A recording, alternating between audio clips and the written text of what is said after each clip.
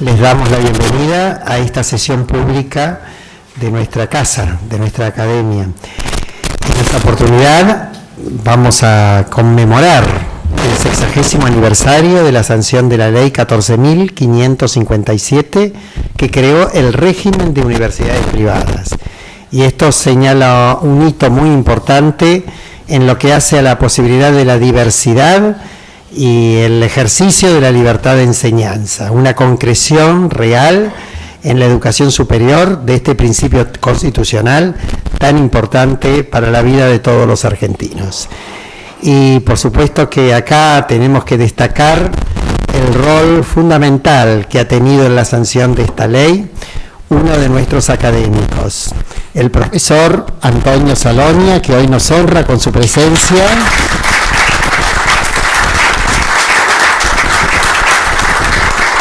Porque en ese momento nuestro amigo, el profesor Salonia, se desempeñaba como subsecretario con rango de secretario de Estado del presidente Frondizi y colaboró con el ministro Mackey en la gestión en el Congreso de esta ley tan importante para la educación superior argentina. De manera que, profesor Salonia, nuestro saludo afectuoso y reconocimiento por lo que ha hecho y luego también la trayectoria que ha seguido, que llegó a ser ministro de Educación de la Nación. Así que muchísimas gracias por todo lo hecho, el camino recorrido, y esto le compromete a seguir colaborando, ¿sí?, con la educación argentina desde la academia y también desde otros ámbitos que sabemos que usted frecuenta. En esta oportunidad contamos con un panel de prestigiosos académicos que será coordinado por el académico doctor Edgardo Zablosky. No dudo que será un gran aporte para todos nosotros las presentaciones que vamos a escuchar, así que desde ya les agradezco a nuestros expositores y los dejo con el coordinador. Gracias José María. Nuevamente buenas tardes, gracias por estar aquí hoy acompañándonos. Yo no voy a sacar demasiado tiempo a nuestros colegas, a Héctor Manuero y al doctor Ordóñez. Me voy a limitar a leerles la declaración que la Academia Nacional de Educación en estos días hemos publicado en base a los acontecimientos que se conmemoran durante este año. Durante el año 2018 se conmemoran los aniversarios de acontecimientos muy trascendentes para el desarrollo de las universidades argentinas. En primer lugar, el centenario de la Reforma, un movimiento que produjo un decisivo y perdurable impacto en la organización de las universidades en el país y que ejerció una profunda influencia en las hispanoamericanas. Asimismo, se conmemora el 60 aniversario de la Ley 14.557, mediante la cual se estableció el régimen de universidades privadas, cuya creación constituyó un importante aporte a la ampliación de la vida académica argentina. Básicamente eso nos reúne hoy aquí. Finalmente, se celebra el hecho de que hace 50 años se impulsó la creación de nuevas universidades nacionales, proyecto conocido como el Plan Tacchini, que por cierto hoy también nos acompaña el doctor Alberto Tacchini, que expandió el sistema de educación superior en todo el territorio nacional, iniciando así un proceso que ha continuado de manera ininterrumpida desde ese entonces, asegurando la diversidad cultural en el marco de autonomía, así como el acceso a los estudios superiores en todo el vasto territorio nacional. La Academia Nacional de Educación celebra esos aportes que han contribuido a configurar el actual sistema universitario argentino y considera que estas conmemoraciones constituyen una oportunidad propicia para reafirmar la importancia de la educación superior en la generación del conocimiento mediante la investigación básica y aplicada que enriquece el potencial intelectual, así como el valor agregado de nuestra producción, en la formación integral de los profesionales y, en suma, en el desarrollo de la Argentina. Estas evocaciones estimulan la reflexión sobre el camino recorrido, a la vez que nos brindan la oportunidad de evaluar lo logrado y explicitar lo que aún falta por concretar, como, por ejemplo, ampliar la inclusión, no solo con calidad, sino también con equidad, y lograr más elevados porcentajes de graduación. Ello contribuirá sin duda al propósito compartido de proyectar a nuestras universidades hacia el futuro en condiciones de responder a las demandas que estos tiempos complejos, por cierto, plantean a la sociedad argentina por el Pleno de la Academia.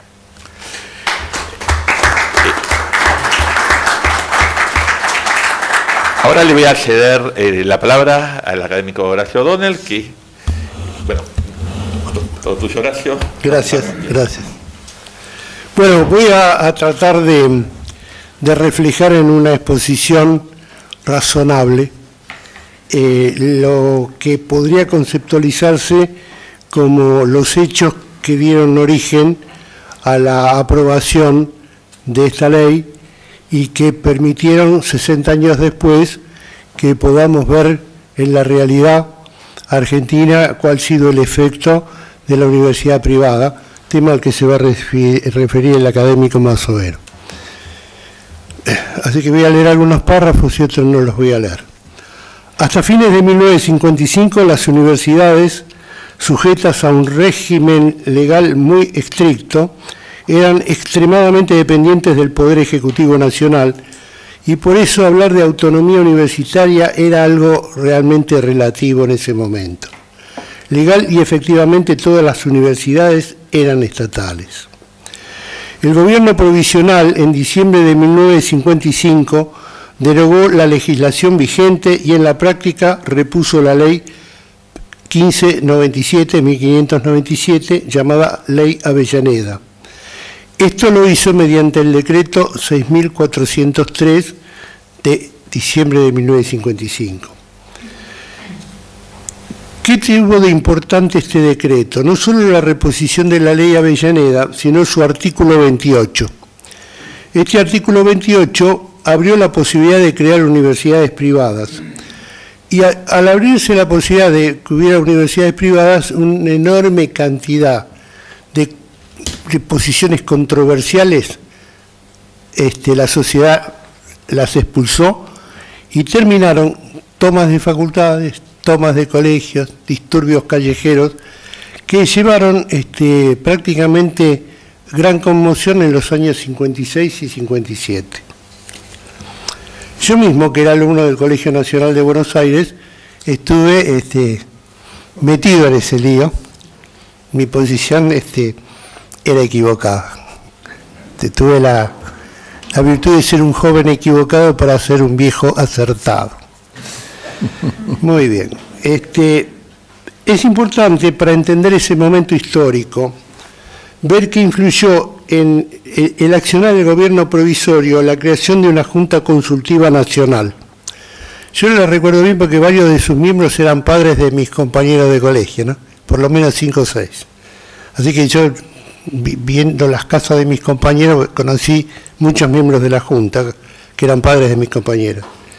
El entonces ministro de Educación, el doctor Atilio del Oro Maini, expuso en ese marco controversial, mejor dicho, en ese marco que después se volvió controversial, ideas favorables a la apertura de posibilidades para la universidad privada, y esto lo hizo en febrero de 1956 ante la Junta Consultiva.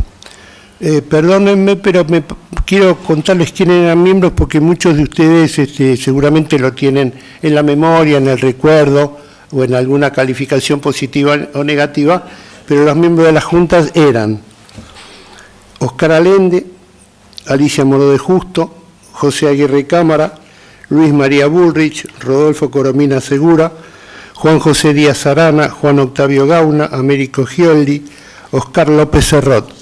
Oscar López Serrot tiene como particularidad haber sido el miembro de la Junta a propuesta del radicalismo que presidía Frondizi en ese momento, ¿no? Estaba Horacio Marcó, también Rodolfo Martínez Hijo, Luciano Molinas, Adolfo Mujica, Ramón Muñiz, Julio Noble, Manuel Ordóñez, Reinaldo Pastor, Nicolás Repeto, Horacio Tedi y Miguel Ángel Zavala Ortiz. Entonces, frente a esta junta, esta composición de la junta, del Oro Maini manifiesta ideas favorables a la posibilidad de que hubiera universidades privadas. Recordemos que hasta ese momento había solo 2 universidades nacionales creadas bajo la ley Avellaneda. Había otras universidades, pero se regían como universidades provinciales, y a posteriori, hasta el año 47, muchas de ellas provinciales fueron, por los distintos ministros de Educación, convertidas en universidades nacionales. Estas universidades que existían eran la de Córdoba y la de Buenos Aires, y las que se incorporaron por la ley Avellaneda hasta 1947 fueron La Plata, El Litoral, Tucumán y Cuyo. Este era el marco universitario real que la Argentina tenía.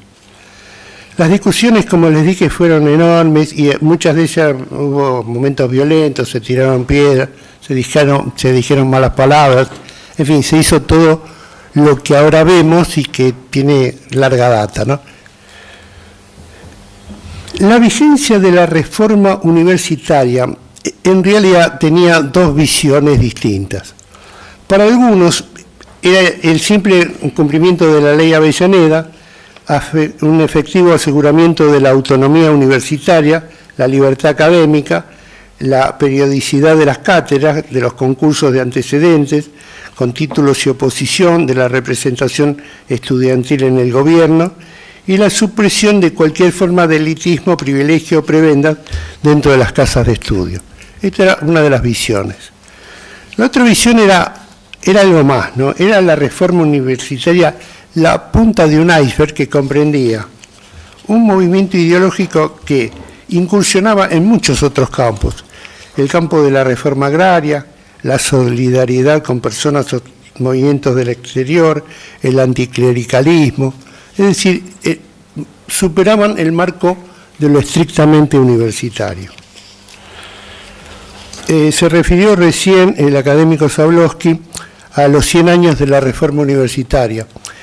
No es posible entender estos 60 años de la privada si uno no hace una reflexión o una visión sobre los 100 años de la reforma y sobre el documento tan importante que se lo llamó el documento liminar de la reforma universitaria, que lo hizo Diodoro Roca, aunque no lo firmó, y que fue el punto de partida de lo que se llamó la reforma universitaria en la Universidad de Córdoba, y qué tipo de acontecimientos siguieron a ese movimiento, ¿no?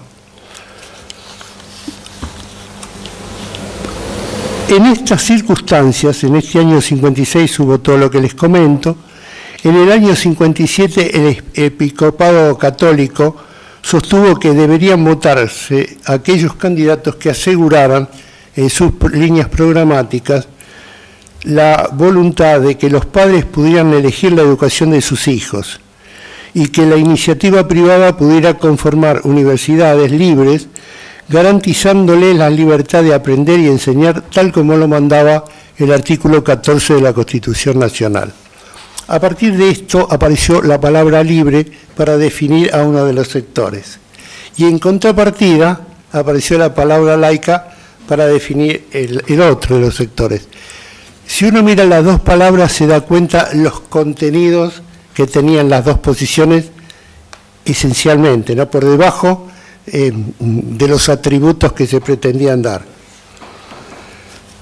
Para no dejar dudas, en su programa del 14 de enero del 58, Frondizi hizo un discurso bastante memorable, los que somos viejos nos acordamos, que se llamaba Programa para 20 millones de argentinos.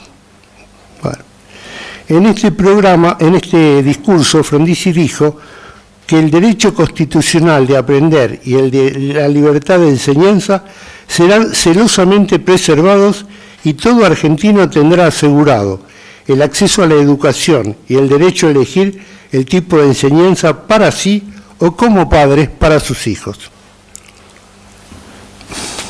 Perdón,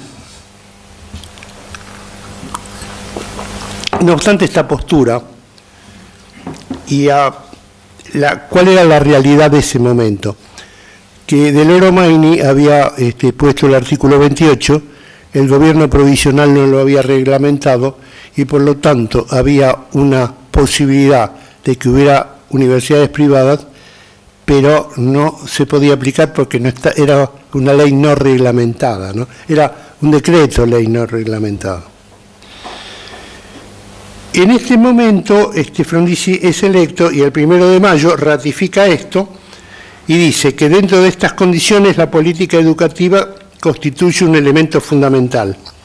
El Estado deberá cumplir con los deberes que prescribe la Constitución y con los preceptos sobre la libertad de aprender y la libertad de enseñar. La oposición a Frondizi, a los pocos meses, a las pocas semanas de constituirse de las cámaras, presentaron un proyecto para derogar el artículo 28. El objeto de la derogación del artículo 28 es que no hubiera universidades privadas. Como contrapartida, en agosto, Frondizi anuncia el propósito de reglamentar el artículo 28. Y en ese momento se produjo una cosa que ustedes, como son muy jovencitos, no saben, que el radicalismo estaba compuesto por dos grupos, lo que se llamaba el radicalismo del pueblo y lo que se llamaba la Unión Cívica Radical Intransigente. Una gran cantidad de diputados que acompañaban a Frondizi, en realidad en el tema de la enseñanza pública, tenían posiciones más parecidas a las del radicalismo del pueblo, y se presentó una gran discusión si había que darle libertad a los diputados y a los senadores para que votaran según las instrucciones del partido al que pertenecían, o si debían tener libertad para hacer lo que su conciencia o su criterio le dictara. Como verán, las habas se cuecen parecidas, aunque pasen 50 años más tarde, ¿no? Así que esta novela de que los diputados tengan o no libertad para hacer lo que quieran, y los senadores también, no es un invento del 2018.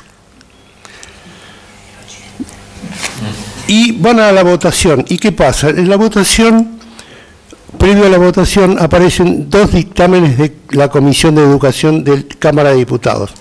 Un dictamen mayoritario que dice derógase el artículo 28 y un dictamen minoritario que dice habría que crear universidades privadas bajo tales condiciones. Puesto en votación, ganó la posición derogatoria del artículo 28. Y cuando el diputado lo manda al Senado, en el Senado sucede exactamente lo inverso. Sale reformado el proyecto de diputados con la posibilidad de que hubiera universidades privadas.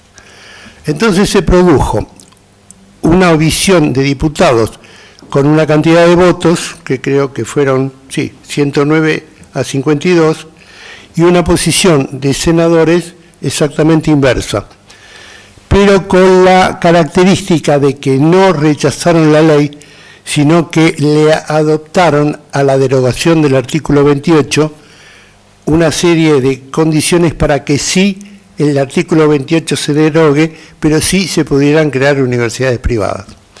Entonces se fue a un enfrentamiento de cantidad de votos. Si diputados devolvía por 2/3 el proyecto del Senado, no podía volver a tratarse. Pero si no lo lograba, y el Senado sí lograba los 2/3 de los votos, el proyecto que quedaba en pie era el del Senado.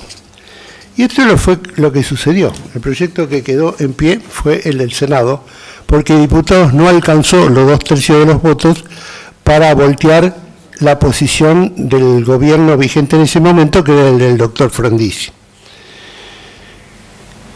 La libertad de enseñanza, entonces, contrariando la opinión de Frondizi y su equipo, y los diputados que llegaron a tener una mayoría simple, pero no de 2/3, quedó sometida a la decisión del Senado, que sí logró esos 2/3.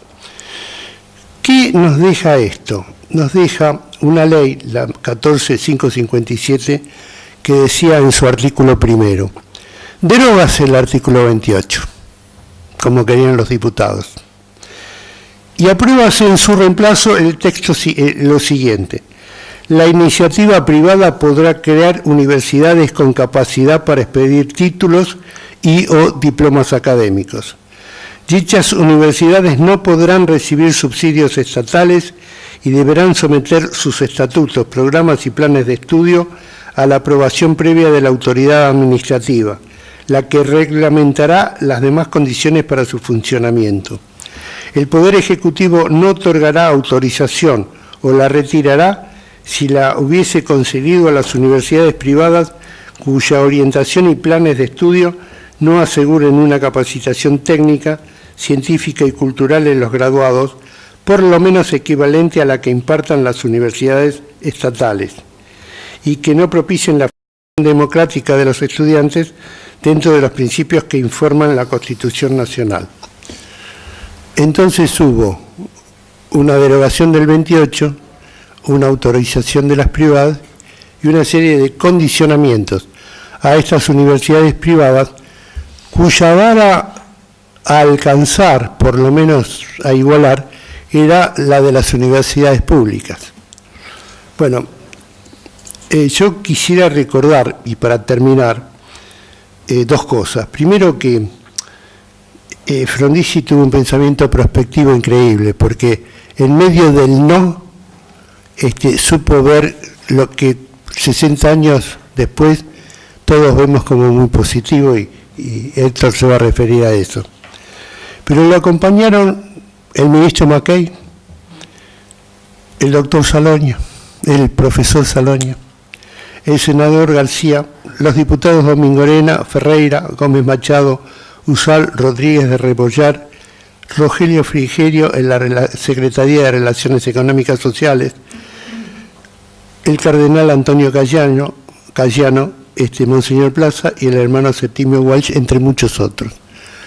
Esta ley se llamó Domingorena por una cosa de los medios de comunicación.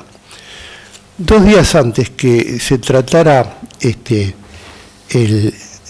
la ley en diputados, Horacio Domingorena escribió un artículo que se lo publicó, no me acuerdo si Clarín o La Nación, y como después muchos de sus párrafos estuvieron en los considerandos de la ley 14557, se terminó llamando Ley Domingorena, pero en diputados Domingorena había votado en contra, había votado a favor de la simple derogación del 28. Creo que después lo agarró Frondizi y lo convenció, ¿no? Pero lo que quiero decir que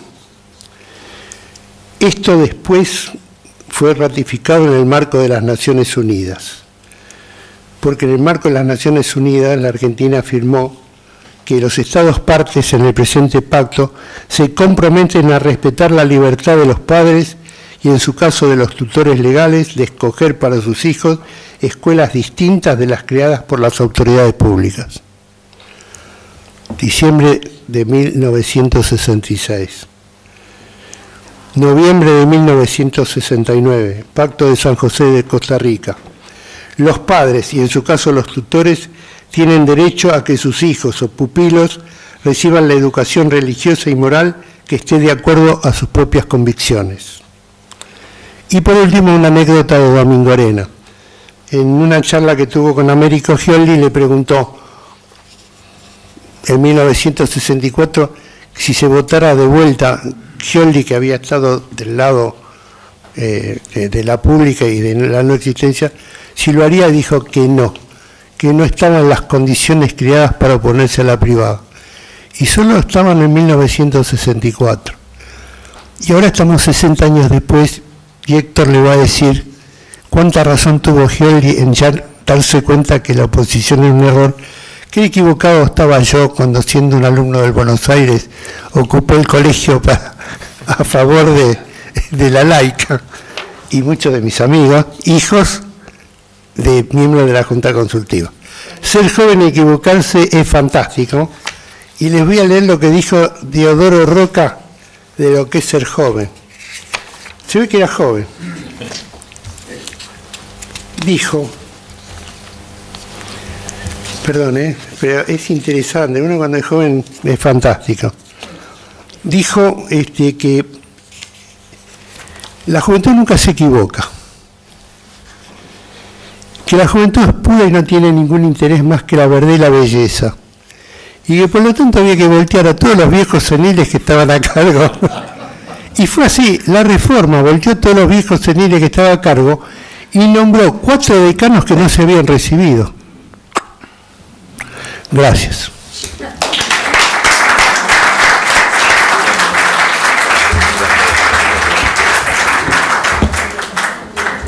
Bueno, ahora es el turno del académico Héctor Mazuero, quien nos va a hablar de, bueno, la universidad hoy. Sí. 60 Bueno, la años verdad después, que es un por placer siempre escucharlo a Horacio, se aprende muchísimo. Es una lástima que hoy no pudo acompañarnos el doctor Porto, que también estaba como parte integrante del panel por un tema personal, pero realmente escuchando a la gente que vivió, en parte, y también con el caso de Avelino, que fue parte o jugador importante en toda esta historia de la educación privada, siempre se aprende algo. Bueno, como dijo el académico La Greca, estamos hoy reunidos para conmemorar la sanción de la Ley 14.557 que estableció el régimen de universidades privadas. Horacio dio un pantallazo muy bien y muy completo de toda la historia, y yo, como vengo del área de económicas, me gusta jugar un poco con los números, al igual que Edgardo.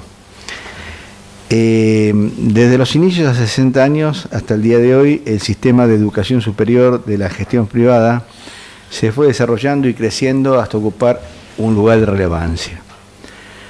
Las universidades e institutos universitarios privados suman 63 frente a 61 nacionales, 5 provinciales, una internacional y una extranjera. Es un número importante en términos cuantitativos.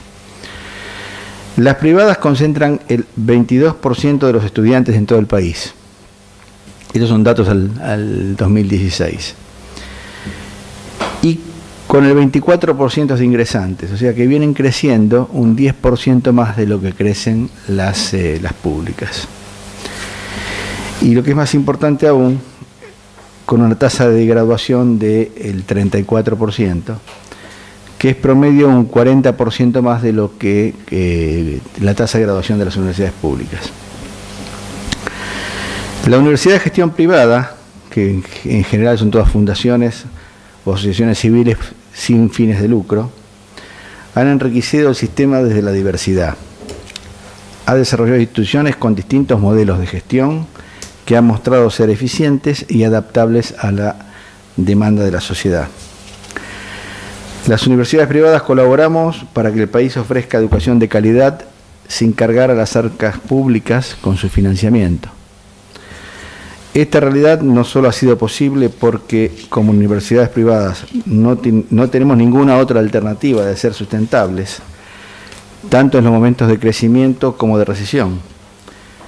Tenemos que generar nuestros propios recursos y ofrecer a la sociedad una educación de calidad para que nos sigan eligiendo.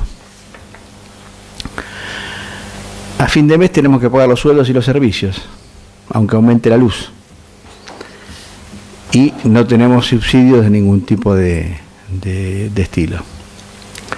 Sin embargo, algunos sectores del sistema de educación superior de gestión privada están reflexionando sobre la posibilidad de cambiar esta realidad, que nos ha identificado durante estos últimos 60 años. Hoy aprendí, dentro de las cosas que dijo Horacio, del tema de no subsidio a la educación privada. Es un tema que no tenía en la agenda, Horacio, dentro de los considerandos.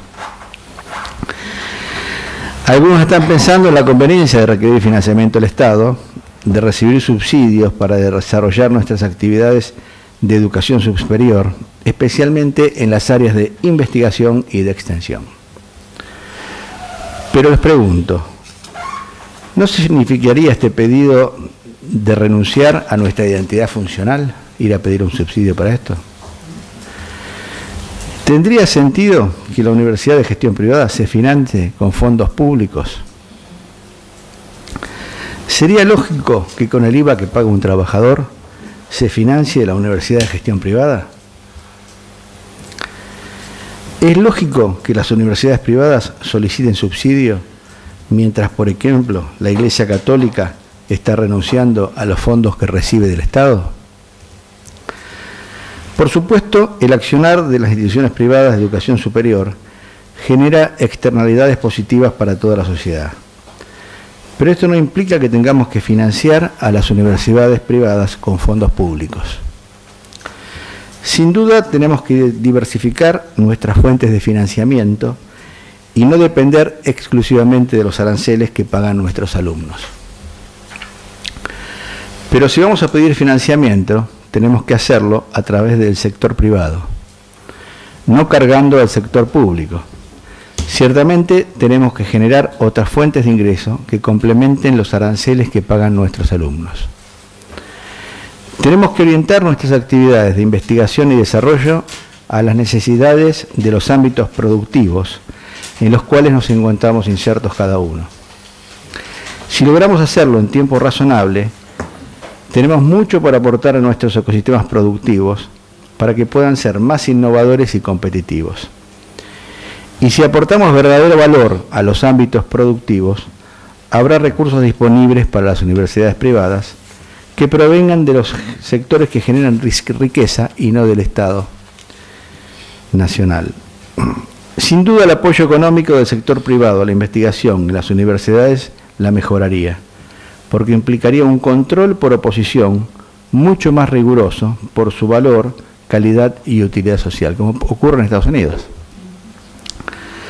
Pensar en una ley de mecenazgo que tenga un tratamiento preferencial para las universidades privadas por sobre otras organizaciones de la sociedad civil tampoco es razonable. Sería otra forma de subsidio indirecto. Tenemos que demostrar que somos capaces de generar nuestros propios recursos y administrarlos con eficiencia. Tenemos que aplicar en nuestra gestión lo mismo que enseñamos en nuestras clases, en nuestras aulas. Nuestro desafío en el presente es sostenernos con los recursos que genuinamente podemos obtener a partir de nuestro trabajo y aportes a la sociedad. Como sistema tenemos que demostrar que es posible ofrecer educación superior de calidad administrando con eficiencia los recursos económicos finitos. Esto no significa mercantilizar la educación, sino demostrar que con gestión, cultura de trabajo, esfuerzo y pasión por hacer las cosas bien, es posible educar con calidad, formando a los futuros profesionales de la Argentina, haciendo uso de recursos en forma razonable. Tenemos la obligación de que nuestros aranceles sean accesibles. Es la única forma de ser sustentables. Como universidades de gestión privada tenemos que demostrar que es posible brindar una educación superior de calidad, con costos razonables y buenos resultados.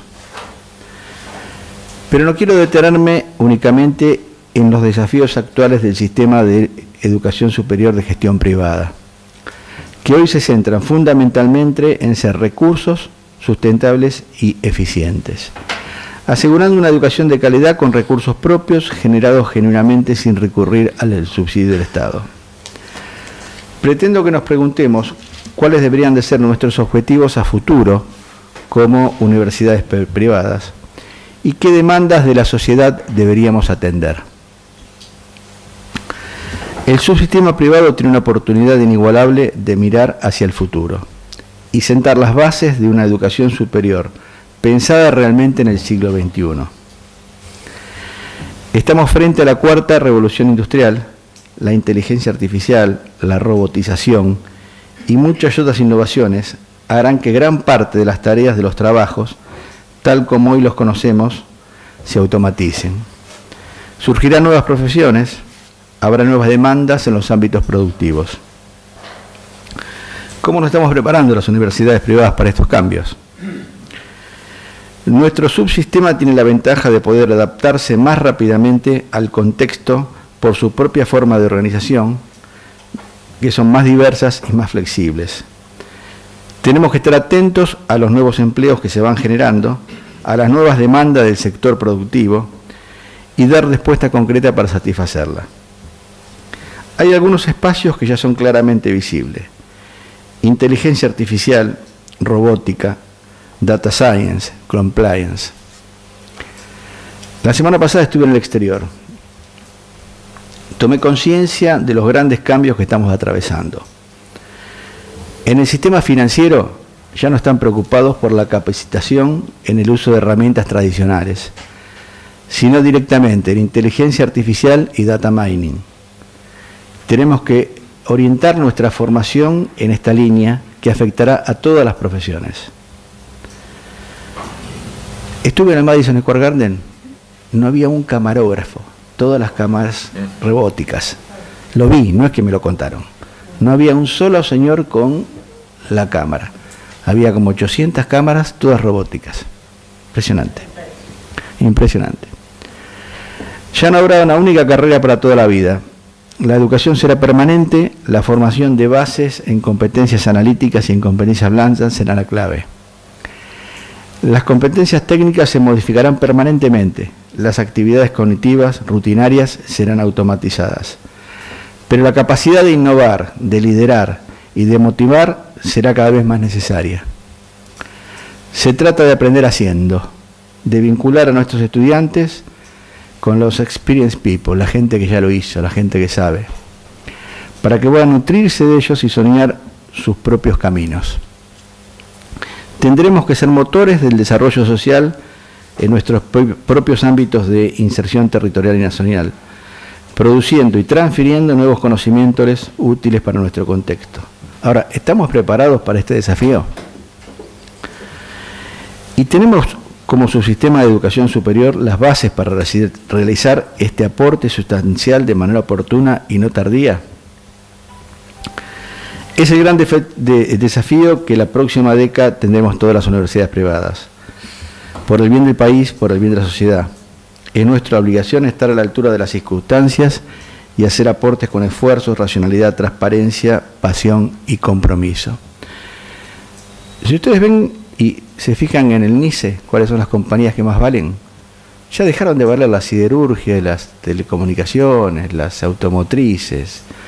Son todas compañías que se basan en tres ejes.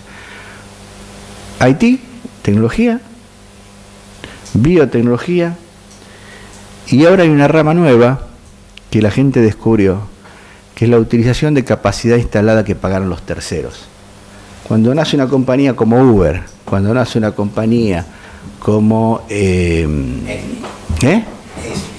Netflix, no, pero hay otra, ¿cómo se llama? De los hoteles, Airbnb, uno se da cuenta que en definitiva no construyeron hoteles, no pusieron más choferes, no pusieron más taxis. Lo que hicieron es la capacidad instalada, que antes el chofer estaba 4 horas manejando buscando un cliente y 8 con cosas, ahora están siempre con clientes. Y cuando uno tenía en su casa 2 habitaciones vacías, ahora están ocupadas. Esto es conocimiento, esto es tecnología, y así cambian los países. ¿Qué pasó con Amazon? Entonces digo, este es el camino, tenemos que orientar, porque en definitiva tenemos la obligación de preparar a nuestros alumnos para que tengan buenos trabajos, bien pagos y generen riqueza. Nos tenemos que olvidar de vivir del Estado, nos tenemos que olvidar de pedir subsidios. Y esto creo que es una norma, una regla, una obligación, un must para todos los argentinos. Así que te agradezco mucho, Edgardo, Horacio y José María. Gracias a vos. Yo creo que podemos abrir un espacio para intercambio de preguntas. No sé si tenemos un micrófono. Sí. Alberto, no necesitas micrófono. Bueno, buenísimas las tres. Me parece que el enfoque que tocó Horacio es muy importante. Lo retrotraería a la discusión que llevó a la discusión en sí de la habilitación de las universidades privadas, porque eso lleva al concepto de la autonomía que después el Pacto de San José lo establece y todavía tenemos dificultad. Es sin duda este periodo que afecta profundamente a la inercia que tenía el sistema universitario con la creación de las universidades privadas, la autorización de las universidades privadas y la modificación del régimen, volviendo a la ley que lo mencionó bien Horacio, a la ley Avellaneda. Para que tengan una idea de la falta de autonomía, los profesores universitarios hasta diciembre de 1955 eran nombrados por decreto del Poder Ejecutivo. Eso se enraiza en una ley, en una línea conceptual todavía vigente en la Argentina y con cierta fuerza política, de que los programas de estudios tienen que venir de una concepción vertical y los profesores tienen que tener una concepción vertical, y por lo tanto la aparición de las universidades privadas implicó, junto con la facultad de las universidades de decir los profesores, de la iniciación de la autonomía y de la diversidad. El tema de fondo que estaba ahí y que nos enfrentaba con libre y laica, como dijo Horacio, era una discusión histórica entre la Iglesia Católica y el Estado laico. Y la dificultad estaba en que no se querían crear universidades privadas porque creían que las universidades privadas iban a ser todas confesionales católicas.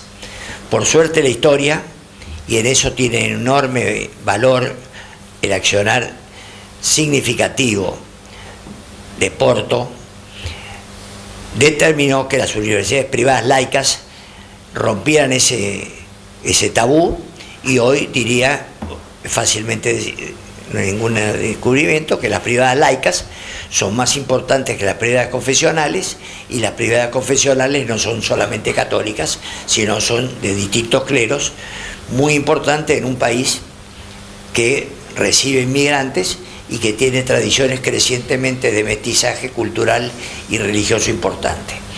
Así que me parece que hay que profundizar en el tema de la autonomía, en la línea que e incluir el debate religioso, no porque sea un debate religioso confesional católico, sino porque el debate religioso hoy está dentro del debate religioso entre una concepción religiosa con más libertad del cristianismo y con menos libertad del mundo musulmán. Por lo tanto, ese tema me parece que es un tema central y fundamental para ahondar. Y el segundo tema que tomaría una breve consideración es lo que señaló Héctor. El 22% de la matrícula de educación superior corresponde al sector privado. El sector privado incluyó una enorme innovación en cuanto a la organización curricular, las carreras cortas, y ahora lo está creciendo con las carreras a distancia. El crecimiento de las carreras a distancia del sector privado es exponencial. La burocracia estatal y la sobreactuación del Ministerio y de la CONEAU ha limitado la expansión no solamente del sector privado, sino del sector nacional de la educación a distancia, que es una realidad nueva. Me parece que en el marco de las dos, estos dos con temas complementarios marcan la potencialidad plena de una visión por lo menos nacional. Por ahora habrá que colocarla en algún grado de mestizaje transnacional con MOOCs y carreras para acreditar internacionalmente las valencias. Me parece que fue una lindísima tarde impulsada por ustedes. Gracias. Ana Lucía. Bueno, gracias. Gracias, Horacio, por hacerme acordar de aquella época de libre o laica. A mí me la tuvieron que explicar mis hermanos, yo era muy jovencita, pero explicarme, mi hermano mayor, Uva, Ciencias Económicas, por qué había esta discusión y por qué se denominaba libre y laica. Yo no lo entendía. Yo me estaba formando en un instituto terciario de formación artística, era otro mundo. Gracias entonces, Horacio, por los nombres, por el momento. Y es cierto, hubo pedradas, hubo manifestaciones, hubo encuentros, pero yo creo que valió la pena que se viviera. Y gracias por recordar que ahora, antes y mucho antes y probablemente dentro de 50 años, parece que el ser humano algunas cosas las resuelve con tensiones polarizadas, da la sensación. Bueno, eso, muchas gracias, hace mucho bien. El otro tema que planteó Héctor, debo confesar que le agradezco que diga que como estuvo afuera, yo vine hace poco de otro afuera, realmente corremos el riesgo de quedarnos fuera de carrera, Es impresionante la velocidad de cambio y la ductilidad del cambio. Quiero aprovechar tu ponencia porque creo que estás apuntando a lo que, según yo, claro, es un poco mi especialidad, el tema de la didáctica en la enseñanza superior. Tenemos que capacitar a los chicos. Desde el año 1950 que estamos trabajando teorías para definiendo la creatividad, definiendo estrategias para desarrollar la creatividad, definiendo empoderamiento. Tenemos las teorías. Es más, hasta los profesores de repente hasta oyeron hablar de Guilford o saben quién es Torrance. Pero cuando uno va a ver la clase, ve una clase que está congelada hace 50, 60 años, vemos un profesor que todavía te dice que es un sacrificio ir a dar clase. Yo no digo he transitado la enseñanza estatal, por favor, lo conozco, no estoy hablando de oídas. Yo sé lo que es trabajar en 5 institutos superiores en la ciudad de Buenos Aires, recorriéndose toda la ciudad, dando 5 horas acá y 10 horas en el otro lado, no teniendo instalaciones ni siquiera limpias. ¿No? Entrar a Puan en estos momentos todavía uno se impresiona, ¿no? Ya sé que puse el dedo en la llaga, Puan. El tema es tener docentes en enseñanza universitaria capacitados. El tema es que no le tengan miedo a la didáctica especializada. La didáctica no es una teoría perdida en el espacio. No es más leer las lecciones de Lombardo Radice, también las tenemos que leer, también nos tenemos que acordar de Comenio, no dijeron estupideces. Y la didáctica superior no es solamente tener un pizarrón con todos los chiches que toco y escribo, es cómo dinamizo la relación con el estudiante, personalizando a la vez que genero que el estudiante piense e interconecte, porque lo que nos enseñan las teorías sobre creatividad, y Manes en el último libro habla de eso, es que dentro de lo que no sabemos, lo que sí sabemos, es que hay mentes que tienen capacidad de disparar interconexiones de información.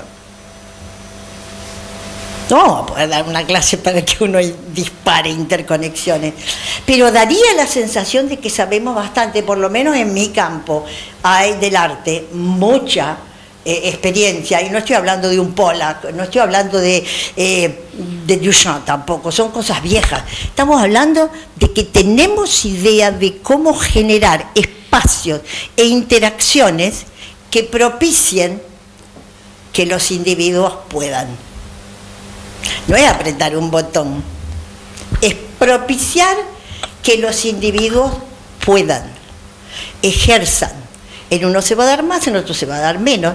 Pero para mí, Héctor, pusiste el punto en el que pienso que la universidad privada, y con esta flexibilidad que planteó Alberto, en la que hoy en día no tenemos aquel encierro de hace 60 años, porque hace 60 hubo gente que estaba muy encerradita, El discurso de recién de Alberto fue un discurso flexible, abierto, omnicomprensivo, intercambio, esto hemos madurado.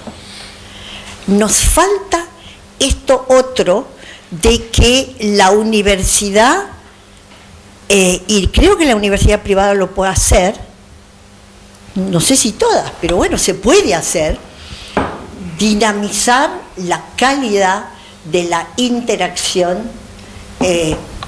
enseñante, enseñado y aprendiente, que hay bastante teoría, que hay bastantes, revisando los congresos que están haciendo en distintos lugares sobre empoderamiento, hay estrategias. ¿Qué pasa? Que en esto también, y termino, en esto también no alcanza con informarse leyendo algún apunte o algún paper. Yo pienso que es muy importante dinamizar los sectores de estrategias didácticas ad intra de las instituciones. Si la palabra didáctica no gusta, no sé. A mí me gusta, yo no le tengo miedo a la palabra didáctica, pero bueno, puede ser que haya gente a la que le suene a viejo. A mí no. Y menos cuando uno lee los planteos de desafío de Harari hoy en día, por ejemplo. Muchísimas gracias realmente a todos ustedes. Yo no sabía, no me acordaba de que era tan importante este aniversario. Gracias por las ponencias. Gracias a vos. Sí, por favor.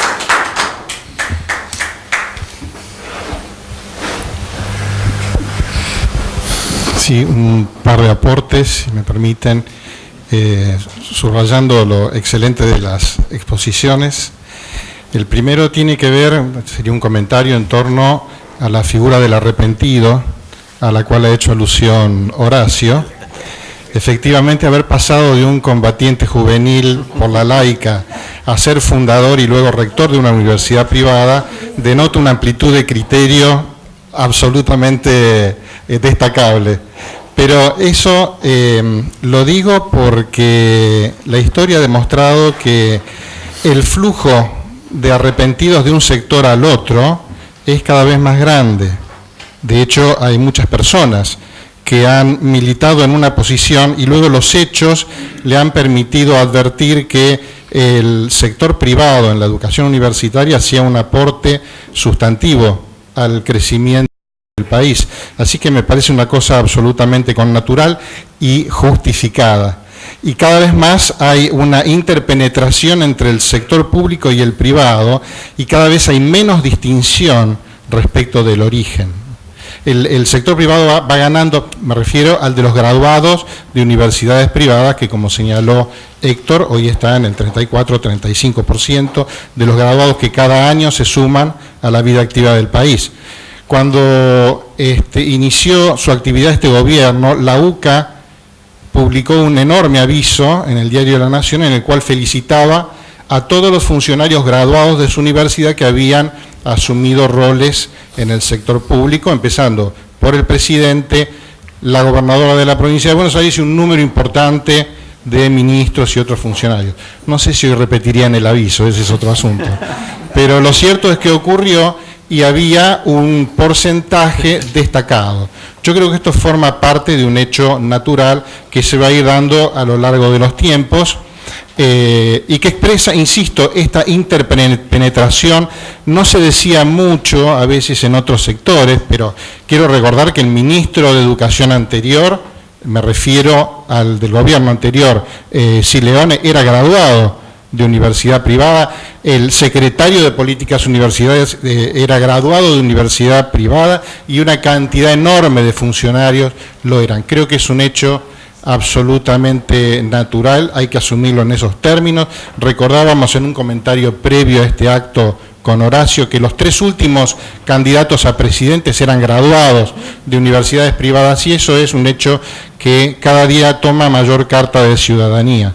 El otro aspecto que quiero destacar en relación a lo que señalaba Héctor tiene que ver con el porcentaje en la matrícula que es creciente. La tasa de crecimiento de las universidades privadas es sensiblemente mayor al de las universidades nacionales, no obstante lo cual la Argentina está entre los países más, con cuidado quiero decir esta palabra, no se malinterprete, más estatistas de la región.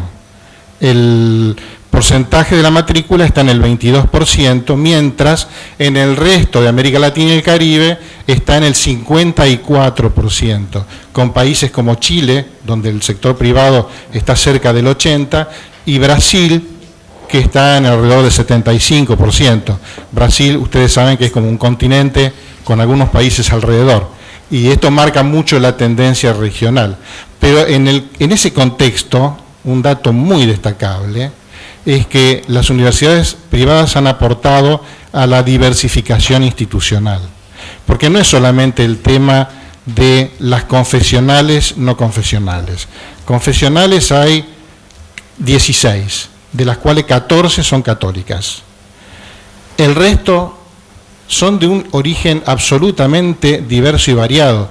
Las hay de origen científico, muchas de ellas vinculadas al sector médico, las hay de raigambre empresarial, las hay vinculadas a colectividades, las hay nacidas en parte del sector público. Morón es un nacimiento cuasi municipal, el ITBA está arraigado a la Armada Argentina, las hay sindicales, artísticas, es decir, la pluralidad que ha aportado el sector privado creo que es otro hecho que hay que destacar, y me parece que va a ir creciendo en la medida que se respete este espacio de libertad de enseñar y de aprender que está en el origen mismo de nuestras instituciones.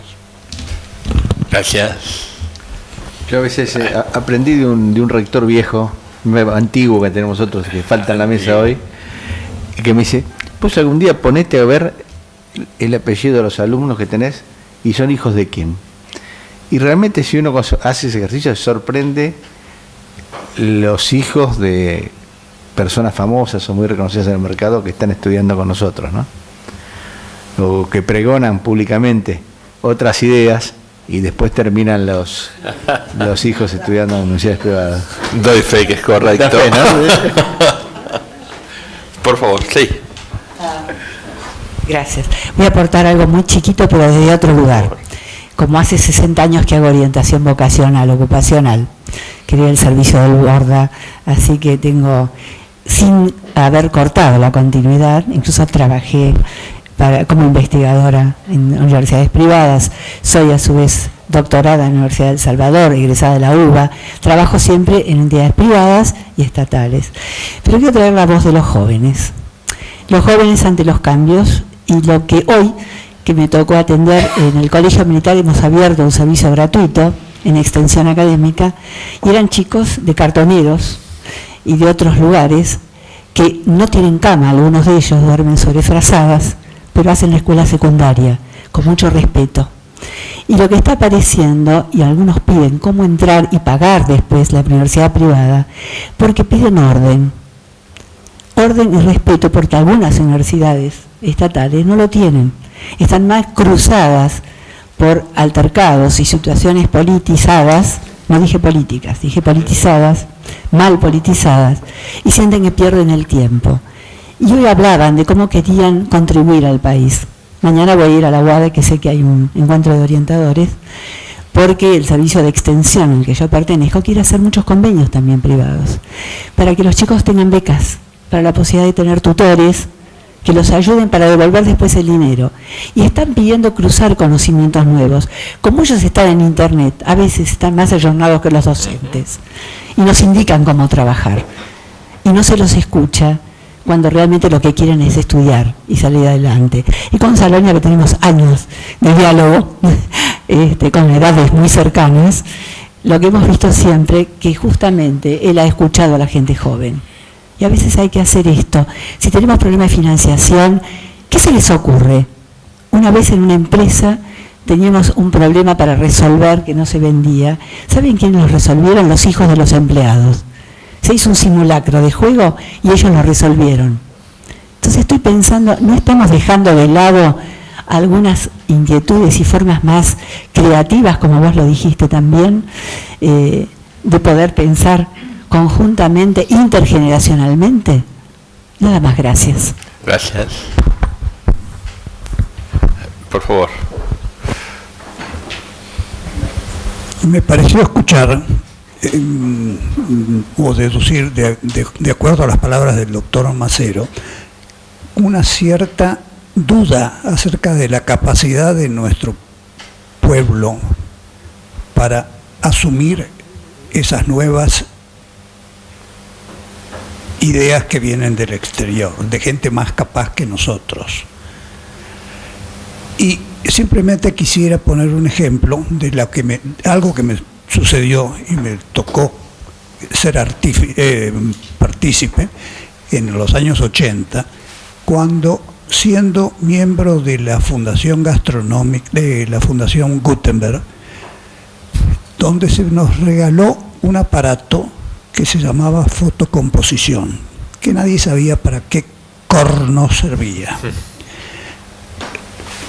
Me tomé el trabajo, junto con un par de personas, de organizar ese primer curso que se realizó en los talleres gráficos de Perfil y de Clarín, al cabo del cual salieron preparados 40 y tantos ex linotipistas Y en los 2 siguientes años, todos los medios, importantes medios gráficos, largaron el caliente y se pasaron al frío, como se denominaba en ese momento, a la linotipia. Esa capacidad junto con las principales revistas también, de asumir algo nuevo que venía del exterior, que desde Gutenberg no había habido otra revolución, me hace pensar que tenemos la capacidad para aceptar lo que vos decías sobre Manes, que lo está diciendo, y ya está llegando permanentemente. O sea que soy optimista, yo, 100%. Bueno, los que hacemos didáctica somos muy optimistas. Exacto. Porque si no, no se implementarían formatos interactivos, flexibles, con alto nivel de rendimiento. A ver si, como me miraste, contesto. Como si se dedujo de mi aporte o mi comentario, sí, que yo soy escéptica para nada. Vivo de esto y sigo viviendo acá, por ejemplo, pero no es fácil, porque,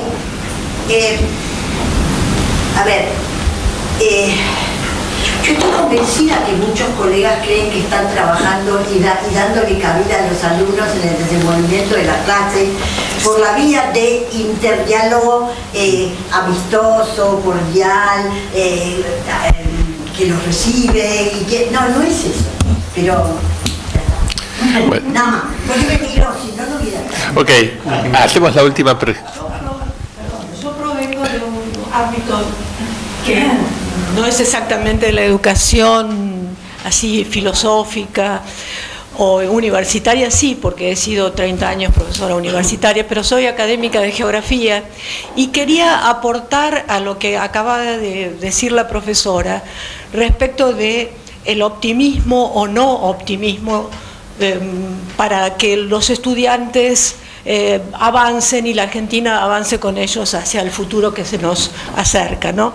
Entiendo que hay mucha técnica, hay mucha teoría sobre la didáctica, pero observo también que a los profesores, no digo solo de la universidad, sino lo que es más básico que la universidad, es decir, la escuela secundaria, a los profesores de la escuela secundaria les está faltando, no didáctica, no buenos modos para interactuar con los alumnos, lo que les está faltando es manejo de técnicas. Las técnicas, por ejemplo, los sistemas de información geográfica, y sé porque como investigadora del CONICET trabajo esa herramienta que es muy útil a la geografía y a todas las otras disciplinas que trabajen el espacio. El profesor de la escuela secundaria no está todavía capacitado y pasan los años y no se capacitan en eso. Es decir, tenemos la teoría, tenemos la didáctica, tenemos el conocimiento, pero hay que también aportar desde la práctica y eso creo que está faltando. Gracias. Ok, un poco por la hora creo que es razonable dejarlo ya aquí. Muchas gracias a todos ustedes. Me gustaría pedir un aplauso nuevamente por el profesor Salonia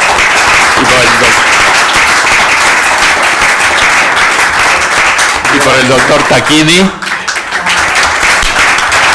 Ambos tenemos el prestigio de tenerlos siempre aquí, pues. Muchas gracias a todos. Y yo voy a pedir un aplauso para nuestros expositores, el académico O'Donnell, el académico Mazoero y el académico Zablowski, que pudo hacer la coordinación, tuvo la iniciativa de este evento y realizó esta participación. Así que muchísimas gracias a todos y en cualquier momento nos volvemos a ver.